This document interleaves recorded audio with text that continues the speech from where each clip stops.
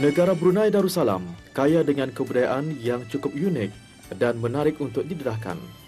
Namun sedihnya, sebahagian kebudayaan tersebut sudah pupus ditelan zaman.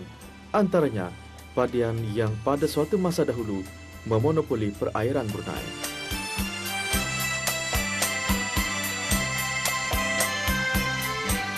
Padian, kemana kita? Berkayuh keliling kampung. Itulah antara bait-bait lirik lagu yang menceritakan kegiatan padian. Ramai generasi sekarang yang tidak mengetahui golongan pengusaha itu kerana kelompok masyarakat tersebut sudah tidak ada lagi. Tetapi yang tinggal hanyalah kedengaran gelaran mereka, umpama kata pepatah, harimau mati meninggalkan belang, manusia mati meninggalkan nama. Menurut sejarah, kisah padian pernah dicatatkan oleh Antonia Pigafetta, seorang pengembara terkenal dari Itali pada tahun 1521. Beliau menceritakan bahawa padian telah bergiat aktif dalam bidang perniagaan sejak ratusan tahun dahulu dan sentiasa dilihat di sungai Brunei. Katanya, ketika air pasang, orang-orang perempuan akan mengayuh perahu mereka mengelilingi bandar, menjual barang-barang keperluan seharian. Padian terdiri daripada kaum perempuan yang berjaja secara kecil-kecilan dan berkayuh menggunakan perahu kecil yang dinamakan kubang atau bidar. Mereka berkayuh dari sebuah rumah ke sebuah rumah untuk menjual barang-barang keperluan seharian seperti beras, minyak, garam, sayur-sayuran, buah-buahan dan kuih muih. Mengenai dengan sejarah berpergian wujud sejak 500 tahun yang lalu tu, ingatan saya sejak tahun 50 perdianan ini sungguh lumrah lah. Ya.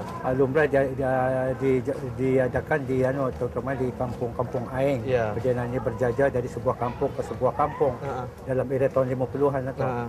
Jadi tempat-tempat yang diorang berkumpul perdianan ini seperti di kampung Bukit Salat, Ya. kampung Ujung Klinik, Ya. di bawah sekolah Melayu Lela Mencanai, kampung Lorong Sekuna, Ya. dan kampung Sabatama. Jadi tuan, bagaimanakah suasananya dalam padian pada waktu tersebut, era tersebut? Perdian pada masa itu sungguh hebat sekali. Semua perdianan ini rata-rata terdiri pada golongan wanita tua. Ya. Ia berjajah. Ada juga dalam satu perahu itu diorang berjajah seorang ataupun dua orang. Jadi barang-barang yang dibawa diorang itu keperluan tiap-tiap hari lah, pagi dan petang, untuk kaum wanita yang ada di kampung air. Ya. Pada masa itu wanita itu jarang dia dibenarkan macam berjalan ke kadar ke mana. Pasal jadi orang di rumah. Sebab diorang ini pun menunggu suami diorang balik dari Bekaraja dari Bekarang. Jadi itu orang di rumah macam memasak lah, menyediakan barang-barang keperluan dapur untuk suami diorang balik dari pulang bekerja.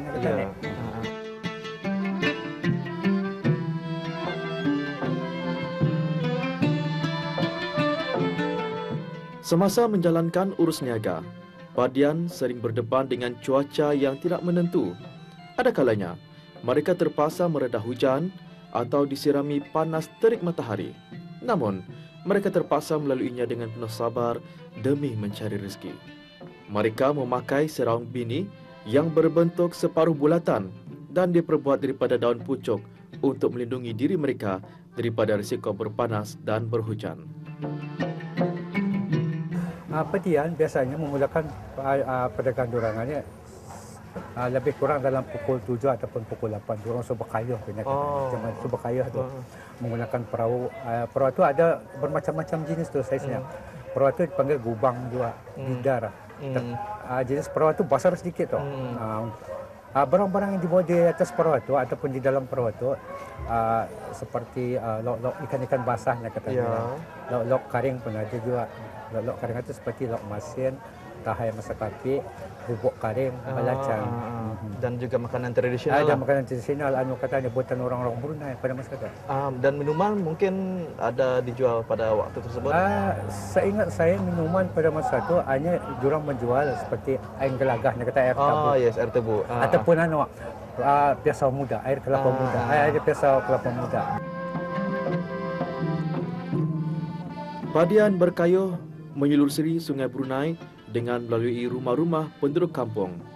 Ini adalah laluan yang mereka gunakan pada masa dahulu. Ada ketikanya, mereka berkumpul dan berteduh untuk berehat seketika.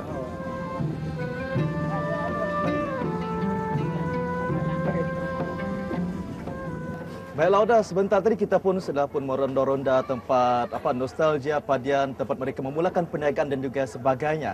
Di manakah tempat saya ketika ini?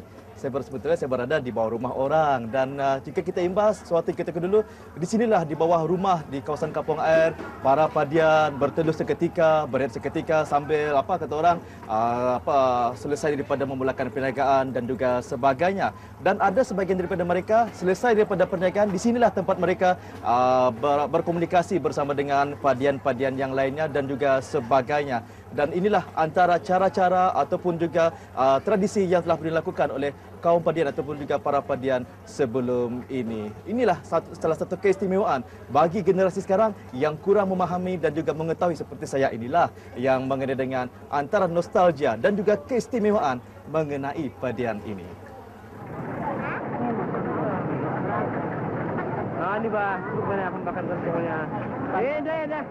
Kini padian tidak lagi kelihatan berkayuh keliling kampung. Kewujudan infrastruktur yang lebih selesa seperti tamu atau gerai di kawasan daratan menjadi antara faktor mereka lesap dari perairan ini. Pada awal tahun 1970-an, apabila kedai tambing mula beroperasi dan prasarana jambatan semakin meningkat, para penjajah yang berperahu lebih selesa berjualan dekat tebing sungai yang kini berdiri teguh di kompleks Yayasan Sultan Haji Hassan Al-Bolkiah dan waterfront Bandar Seri Begawan seperti Pasar Terapung.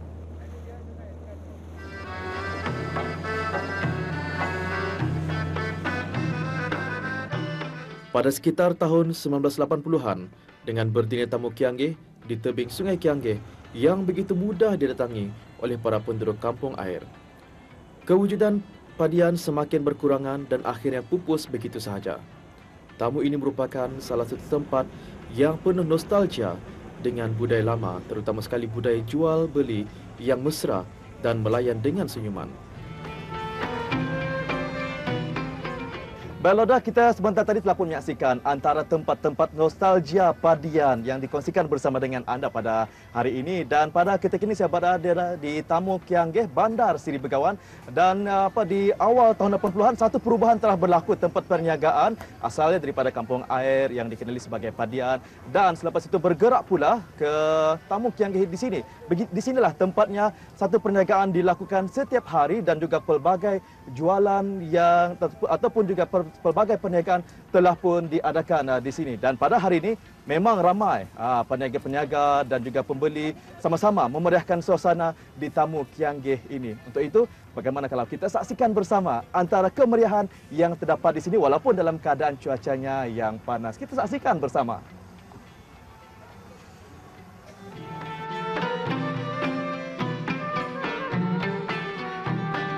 Tawar-menawar antara pembeli dan penjajah sudah lumrah di tamu ini. Bezanya, padian dahulu kala mereka akan duduk di atas sampan mencari pelanggan. Manakala di Tamu Kianggih ini, para pelanggan singgah dari satu pondok ke pondok lain untuk melihat-lihat dan membeli barangan keperluan yang dihajati. Keadaan perairan yang berombak akibat penggunaan bot-bot bencana kuasa enjin berkuasa kuda yang membahayakan nyawa para padian juga menyebabkan golongan ini tidak lagi bergerak aktif di perairan. Walaupun padian tidak lagi wujud, namun hakikatnya kaum wanita masih lagi aktif berniaga hingga ke hari ini.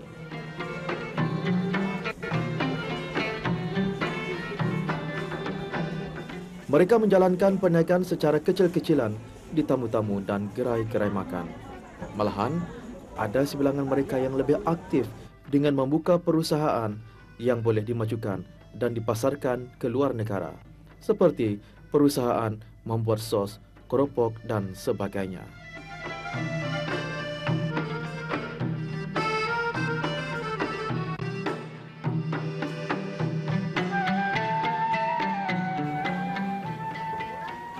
Baiklah, Auda, beginilah yang dapat dirasakan bagaimana suasana Tamu Kianggih, salah satu tempat perniagaan yang begitu moden jika dibandingkan dengan dahulu kala. Dan banyak perniagaan-perniagaan yang dilakukan oleh kaum wanita di sini dan juga pelbagai barangan yang dapat dijual di sini dan juga dapat Auda saksikan, antaranya sayur-sayuran, buah-buahan dan juga sebagainya. Bagi mereka yang hendak membuat perancangan datang ke Brunei Darussalam, jangan lupa untuk datang di Tamu Kianggih yang berletak di Bandar Seri Begawan. Senang saja jika Auda memandu datang kemari dengan menggunakan teksi.